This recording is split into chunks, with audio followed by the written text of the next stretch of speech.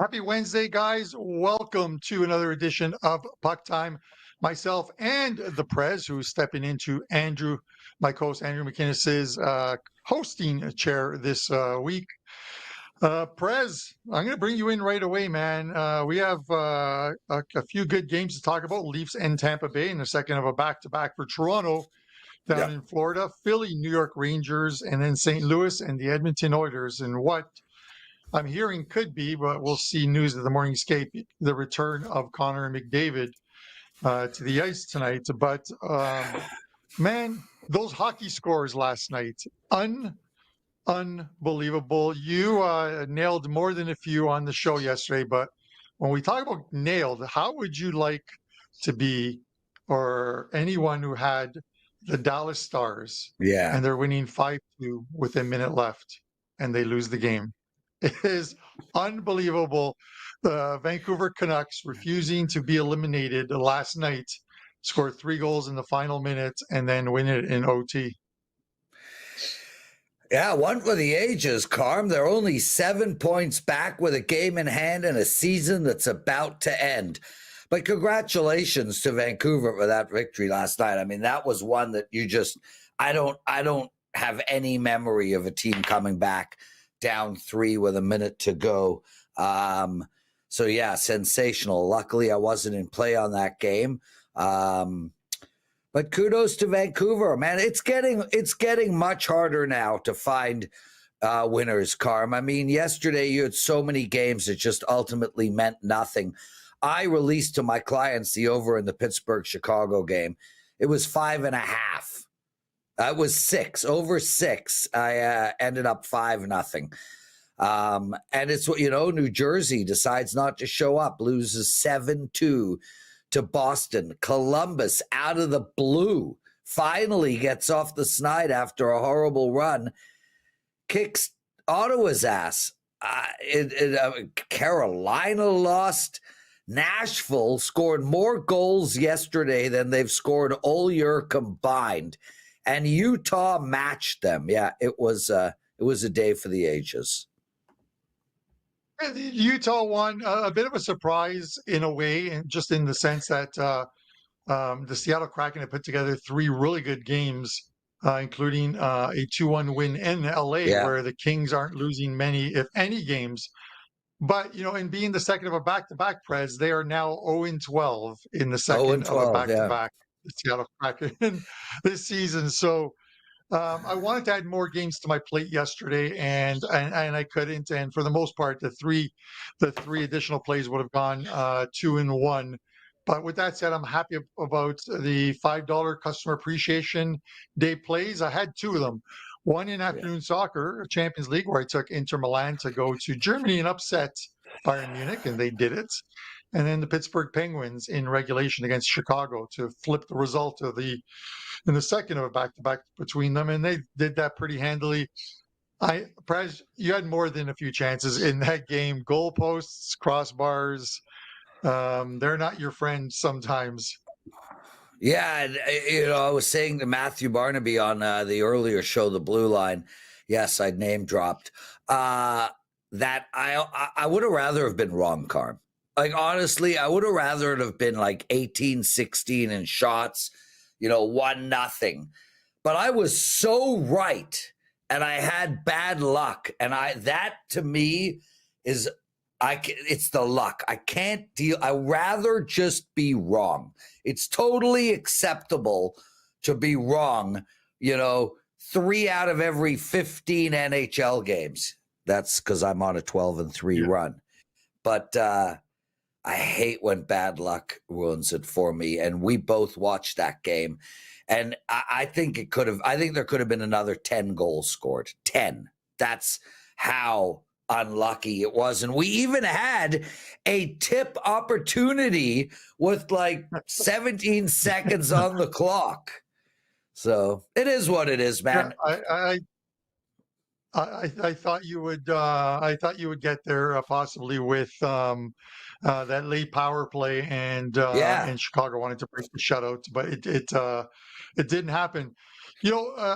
These 3 games we're going to look at: Toronto and Tampa, Philly and New York Rangers, and St. Louis and Edmonton. I'm tossing sort of like, I always talk about analytics on the show, Prez, but I'm removing all analytics from these games. I'm just going with um, trends that I've seen happen in the NHL over the years, and you just can't nail it down because these aren't ones that are tracked, but which we'll talk about in the St. Louis and Edmonton game. But you look at this first game, and I talked to you about this yesterday. I had it was it was a gut feeling. The Leafs would lose to Florida and beat Tampa. If they had to split the two games, that's the split they would Yeah, want. yeah. Dropping the game to Florida and beating Tampa Bay, and stopping Tampa from dropping any further down.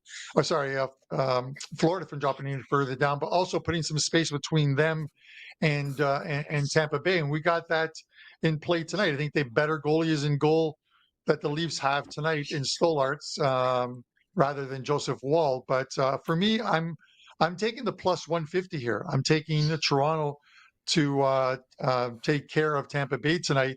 Maybe in a close one, but they're going to play a hell of a lot better than they did yesterday. What are your thoughts? Well, right off the bat, Carm, let me break this down, okay? We got a Toronto Maple Leaf team that has 2 W's more than Tampa Bay on the year. So logic would say, at this moment in time, they're the better team.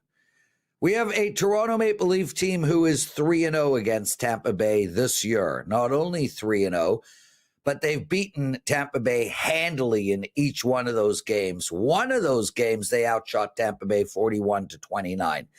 Not only that, but we have a Toronto team that is 7-3 head-to-head against Tampa Bay. We have a Toronto team that has won 4 of their last 5 games. They've won 7 of their last 10. Now, I know that Tampa Bay is hot. I get it. They just beat the Rangers 5-1. They have also won 5 of their last 7 games. But minus 185? Tampa Bay is minus 185. They are not as good a team. They certainly don't have as good a forward group.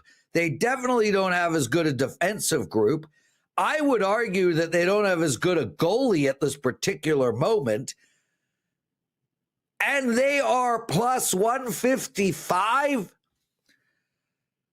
I am baffled at this line. Carm, I am not going to sit here and say Toronto has a 60% chance of winning this game.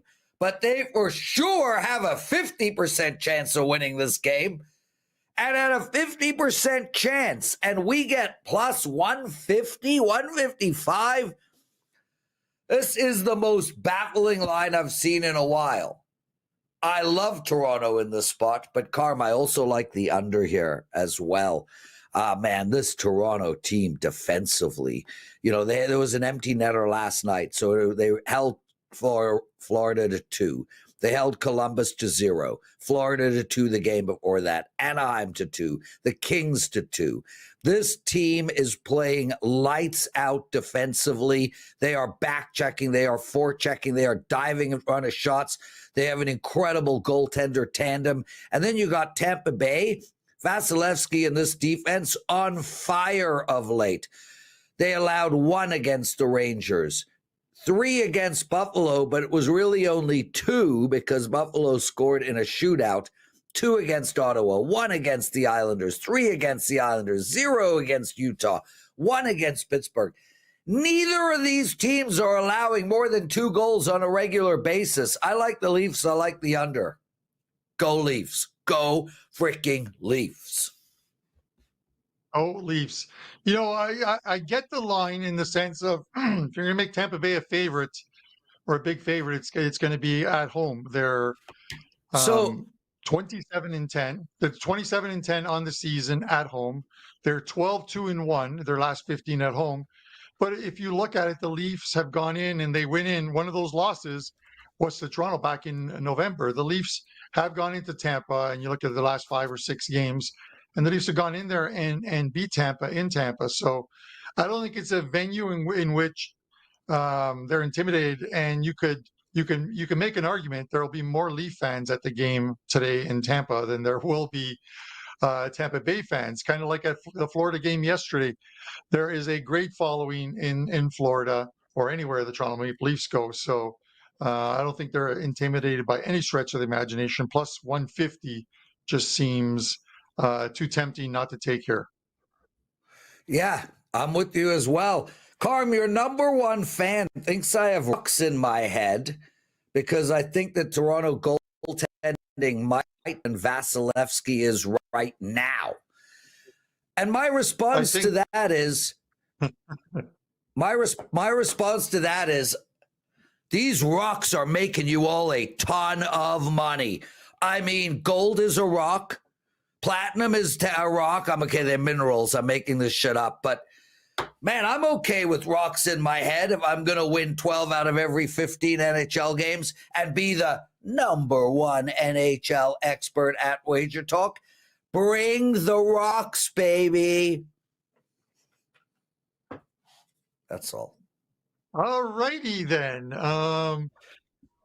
It's all good. I think Carmine's number one fan. I think that's just Hal in his Halloween costume. That's what I believe that that could be. But with that said, two teams that are playing out the season in hockey costumes because they're not making the playoffs. Philadelphia and the New York Rangers. Again, the New York Rangers, 5 games left, 8 points back of the Montreal Canadiens. For all intents and purposes, I think all the teams on 79 points are done. The Montreal Canadiens are going to get into the playoffs. It would be a monumental collapse for that not to happen. A team would have to run the board while Montreal would have to lose all of their games in regulation. That's not happening. But doesn't mean we still can't play the New York Rangers here. I'm going to take them in regulation, Prez, minus 120. I'm looking at the new coach's bump that I always talk about, whether it's in European soccer. A bad team can get good for a short period of time. I think that happened with the Philadelphia Flyers. They fire their coach, 3 home games, and they win all 3 of those home games. But then they hit the road, and they've done what they've done the last 13 or so games on the road. They lose. They're 1-12, the Philadelphia Flyers on the road. There's no way I can lay money on the Flyers in this spot. Give me the Rangers in regulation, minus 120. Prez? Yeah, why is your Carmine number one fan getting mad at me? I don't understand. Carm, I come on here out of the goodness of my heart, bro. Like, I got my own NHL show I tape at 10. I'm here to hang with you, talk to all these wonderful listeners. I don't need the shit. And as far as Prez being perma-stoned, from 9 p.m. onwards, you are correct. As for the Rangers game, I like the over in this game, Carm. I mean, I can't get to the window on the Rangers. This team has got to be in a state. They have completely screwed a season where they were hoping to win the Stanley Cup. They're not even going to make the damn playoffs. As for Philadelphia, coaches bump, won 3 in a row. Then they lost to Montreal 3-2. I think we're going to see a game that lacks intensity tonight. I don't see anybody in Philadelphia diving in front of shots. Frankly, I don't see anybody in the Rangers team diving in front of shots. The total here is 5.5. I cannot play the side. I like over the total. All right. I can see it. 2 teams, I think, at this point, honestly, don't care. Looking to score some goals, looking to pad some stats. And I think that's what we're going to see from a lot of these teams sort of moving forward. Before we get into this last game with the Edmonton Oilers in St. Louis, and we'll wait and see. I haven't seen any news as of yet, but it'll likely be coming out soon, the morning skate for the Edmonton Oilers, where McDavid's been on the ice this past week, and Elliot Friedman on 32 Thoughts did say they circled April the 9th for his return against his return. So that's tonight against the St. Louis Blues. For a second, Prez, I want to talk, and we're going way back in time, 2015 draft, where McDavid, the Edmonton Oilers win the draft. The Buffalo Sabres, with the worst record, finish second. McDavid goes first. Tell me if, and these are top 17 players that win in the draft, some of them. Tell me, was this not one of the better drafts you've seen in a long time? McDavid in the first spot, Eichel wins second, Mitch Marner win fourth, Zach Werenski win eighth, Mikko Rantanen win 10th, Barzal wins 16th, and Kyle Connor, who's having another great season for Winnipeg, wins 17th. Like, how is that for 7 guys in the top 17? And there's a lot of guys who are in that first round of the draft that I didn't mention, like Brock Boser, a lot of guys in that draft, in that first round of the draft that have come out and just had great seasons. Nico Sturm as well, too. It's a hell of a draft, Carm. That is for sure. I obviously, as a Leaf fan, would have preferred Connor over Mitch, but I think we did well in that draft. And I actually remember we had a guy named Mark Hunter, was the head of player development at the time, and he swore 6 ways from Sunday that Mitch Marner was going to be a superstar, and nobody on the Leafs wanted to draft this kid. But he did get his way, and it turned out well. And yeah, Zach Werenski, what a year this year. Playing with Columbus, second most goals out of any defenseman in hockey. Really, really good draft. Nothing like the Elway draft, though, in the NFL. Yeah. No, I know. And each and every year you see one. I mean, you look at it and you ask a player now, or not a player now, but you ask a fan now. You guys took Marner at number 4, Leafs. Would you have rather had Mikko Rantanen, who was available? I think Marner at the time in the draft, his numbers were better. He had more upside to him. Mikko Rantanen is just someone who flourished with the proper team. Yeah, I'm happy with Marner. No, I know you're. All right. Anyways, I talk about trends, Lawrence, and things that we tend to do sometimes when we're sports betting. I've talked about on previous shows. If a team is on a prolonged losing streak, and by prolonged, I don't mean 4 or 5 games. I mean like 8 or 9 games where the